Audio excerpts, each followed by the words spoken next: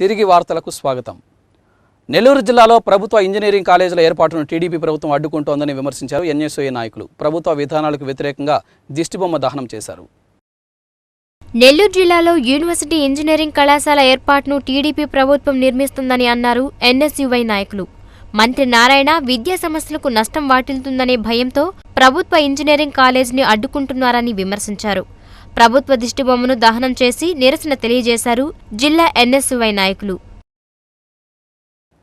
భోగిమంటలో plastic వ్యర్థాలను తగులబెట్టొద్దంటూ నగరంలో black board మిత్రమండలి rally చేపట్టింది. రంగనాయకులపేటలోని పిఎన్ఆర్ నగరపాలక ఉన్నత పాఠశాల విద్యార్థులతో కలిసి అవగాహన కార్యక్రమాన్ని చేపట్టారు. సంప్రదాయ భోగిమంటల్లో ప్లాస్టిక్ వ్యర్థాలు వేసి వాతావరణాన్ని కలుషితం చేయొద్దంటూ ప్రచారం చేస్తున్నారు బ్లాక్ బోర్డు మిత్రమండలి సభ్యులు. వాయు కాలుష్యంతో క్యాన్సర్ సహా ఇతర వ్యాధులు వ్యాప్తి చెందే అవకాశముందని హెచ్చరిస్తున్నారు. సంప్రదాయ వస్తువులనే భోగిమంటల్లో వేయాలని సూచించారు. నగరంలోని పిఎన్ఆర్ పాఠశాల విద్యార్థులతో ర్యాలీ చేపట్టి అవగాహన కార్యక్రమం నిర్వహించారు.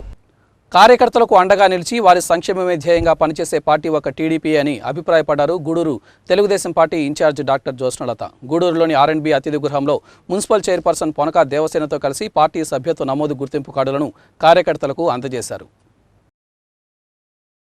గూడూరు పట్టణంలోని ఆర్ఎండ్బి అతిథి గృహంలో తెలుగుదేశం పార్టీ సభ్యత్వ నమోదు గుర్తింపు కార్డులను కార్యకర్తలకు అందజేశారు ఆ party Gudur incharge doctor Jyotsnalatha, municipal chairperson Ponaka Devasena. ఈ సందర్భంగా వారు మాట్లాడుతూ కార్యకర్తలకు తెలుగుదేశం పార్టీ ఎప్పుడూ అండగా ఉంటుందన్నారు.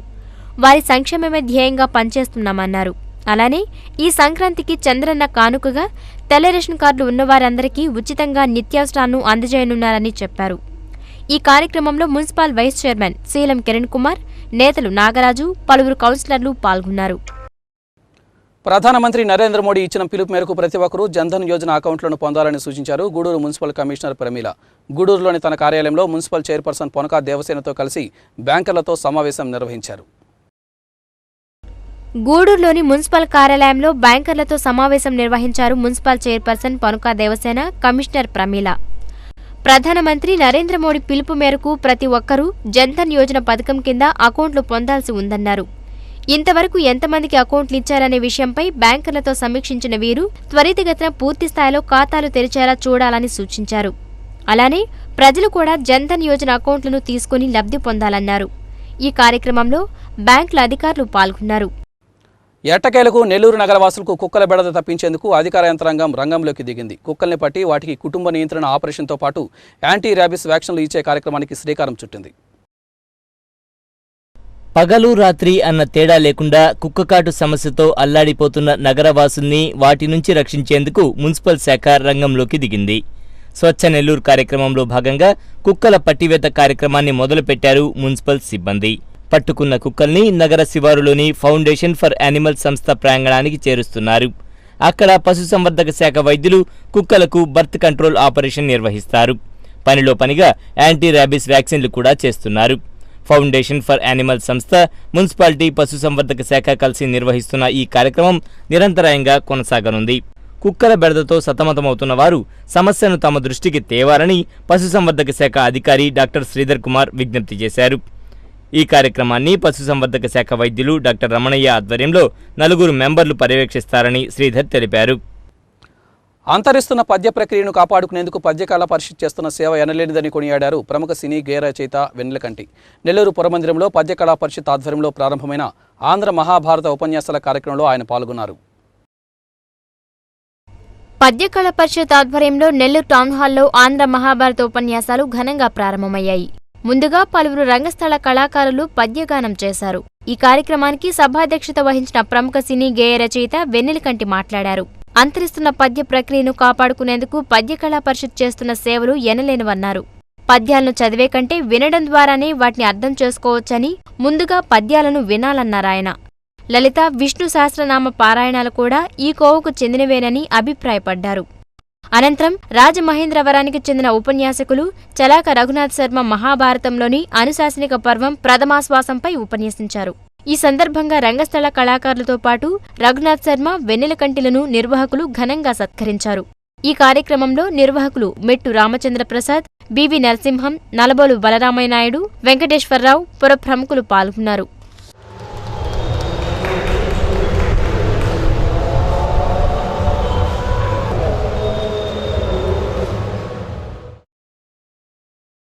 ఇప్పుడు మరికొన్ని సంక్షిప్త వార్తలను చూద్దాం. సంక్రాంతి కానుకపై రాష్ట్ర ముఖ్యమంత్రి చంద్రబాబు నాయుడు జిల్లా అధికార యంత్రాంగంతో వీడియో కాన్ఫరెన్స్ నిర్వహించారు. సంక్రాంతి పండుగను పేద ప్రజలు ఘనంగా జరుపుకోవాలనే ఉద్దేశంతో రాష్ట్ర ప్రభుత్వం సంక్రాంతి కానుక పథకాన్ని ప్రవేశపెట్టిందని ముఖ్యమంత్రి చంద్రబాబు తెలిపారు. ప్రతి రేషన్ కార్డుదారుడికి 6 రకాల నిత్యావసర సరుకులను ఉచితంగా పంపిణీ చేస్తున్నామన్నారు. అందరికీ అందే విధంగా చర్యలు తీసుకోవాలని అధికారులను ఆదేశించారు. ఈ కార్యక్రమంలో జిల్లా కలెక్టర్ జానకి, కమిషనర్ చక్రధర్ బాబు, joint collector Rekha Rani, AJC Raj Kumar, వివిధ శాఖలకు చెందిన అధికారులు పాల్గొన్నారు. నెల్లూరులోని కందుకూరి షాపింగ్ మాల్లో వార్షికోత్సవ వేడుకలు ఘనంగా జరుగుతున్నాయి. ఈ సందర్భంగా ప్రత్యేక ఆఫర్లు ప్రవేశపెట్టి కస్టమర్లకు బహుమతులు అందజేస్తున్నారు. వీటితో పాటు పండుగలను పురస్కరించుకుని రోజుకో డ్రా నిర్వహిస్తున్నారు. ఈ సందర్భంగా నిర్వహించిన డ్రాలో నెల్లూరుకు చెందిన శివప్రతాప్ రెడ్డి రైస్ కుక్కర్ బహుమతిగా గెలుచుకున్నారు.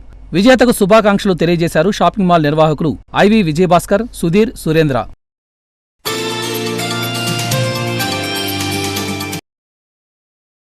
సంక్రాంతి పండుగ సందర్భంగా నెల్లూరులోని శుభమస్తు షాపింగ్ మాల్లో ప్రత్యేక ఆఫర్లు పెట్టారు. ఈ సందర్భంగా రోజుకో పట్టుచీర గెలుచుకునే అవకాశాన్ని కస్టమర్లకు కలిగించారు. మంగళవారం నిర్వహించిన లక్కీ డిప్లో కళువాయికి చెందిన సంపూర్ణ పట్టుచీరను కైవసం చేసుకున్నారు. రోజుకో పట్టుచీర, వారానికో నానో కార్ను కస్టమర్లకు అందిస్తున్నట్లు షాపింగ్ మాల్ అధినేతలు బివి రమణయ్య, బయ్యా వాసు, రవి తెలిపారు. శుభమస్తు అందిస్తున్న ఆఫర్లను సద్వినియోగం చేసుకోవాలని సూచించారు. ఈ కార్యక్రమంలో కస్టమర్లు పాల్గొన్నారు.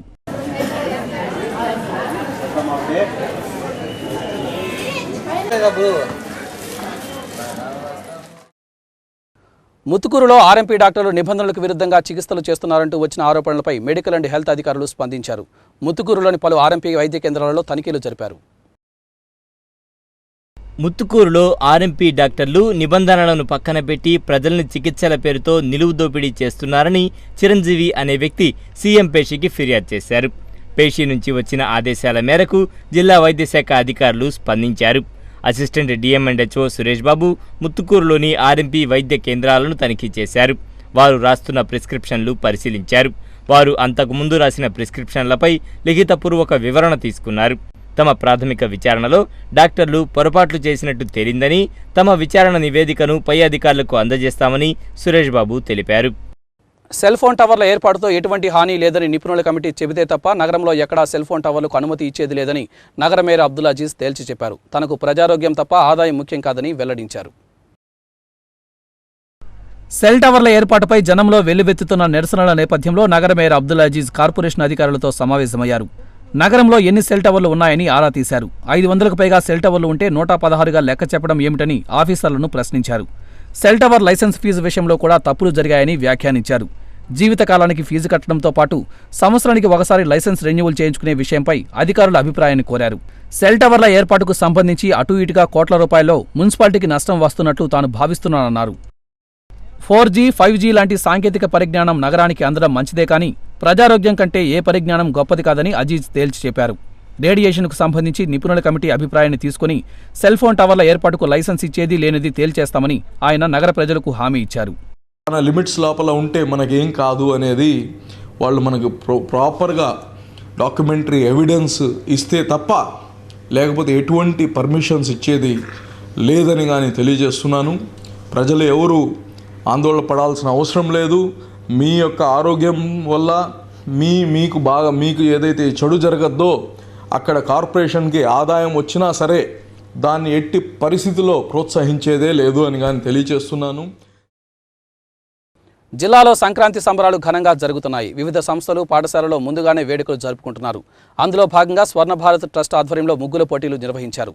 నెల్లూరు ఏసీ స్టేడియంలో వేడుకగా జరిగిన ఈ పోటీలో మహిళలు విశేషంగా పాల్గొని రంగవల్లులు తీర్చిదిద్దారు. జిల్లాలో ముందుగానే సంక్రాంతి సంబరాలు ఘనంగా జరుగుతున్నాయి. వివిధ సంస్థల ఆధ్వర్యంలో ఆటలు, రంగవల్లుల పోటీలను నిర్వహిస్తున్నారు. అందులో భాగంగా స్వర్ణ భారత్ ట్రస్ట్ ఆధ్వర్యంలో నెల్లూరులోని ఏసీ స్టేడియం వేదికగా రంగవల్లుల పోటీలు జరిగాయి. మహిళలు పెద్ద సంఖ్యలో పాల్గొని రంగవల్లులను తీర్చిదిద్దారు. వివిధ రూపాల్లో ముగ్గులు వేసి ఆకట్టుకున్నారు. 100కు పైగా తీర్చిదిద్దిన ముగ్గులతో ఏసీ స్టేడియం వెల్లివిరిసింది. ఈ పోటీల్లో గెలుపొందిన తొలి ముగ్గురు విజేతలకు ఈ నెల 11వ తేదీన స్వర్ణ భారత్ ట్రస్టులో ప్రముఖ సినీ హీరో పవన్ కళ్యాణ్ బహుమతులు అందజేస్తారని చెప్పారు స్వర్ణ భారత్ ట్రస్ట్ ప్రతినిధులు.